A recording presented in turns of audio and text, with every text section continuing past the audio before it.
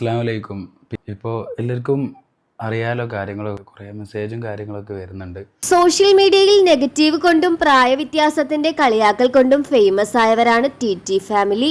ഷെമിയും ഷെഫിയും തമ്മിൽ 13 വയസ്സത്തിലേറെ പ്രായവ്യത്യാസമുണ്ട്. അതുകൊണ്ട് തന്നെ ഇരുവരും ചെയ്യുന്ന വീഡിയോസിന് വലിയ രീതിയിലുള്ള നെഗറ്റീവ് കമന്റുകളും അമ്മയും മോനുമാണോ എന്നുള്ള ചോദ്യങ്ങളും ഉയർന്നുവരും. ആദ്യ വിവാഹത്തിൽ ഷെമിക്ക് 2 കുട്ടികളുണ്ട്. അത് ഡിവോഴ്സ് ആയതിനു ശേഷമാണ് ഷെഫിയെ പരിചയപ്പെടുന്നതും വിവാഹം ചെയ്യുന്നതും. ഷെഫിയുമായുള്ള വിവാഹത്തിൽ അവർക്കൊരു മകളുണ്ട്. ഇരുവർക്കും രണ്ടാമതുണ്ടായ കുഞ്ഞ് പ്രസവത്തോടെ മരിക്കുകയായിരുന്നു.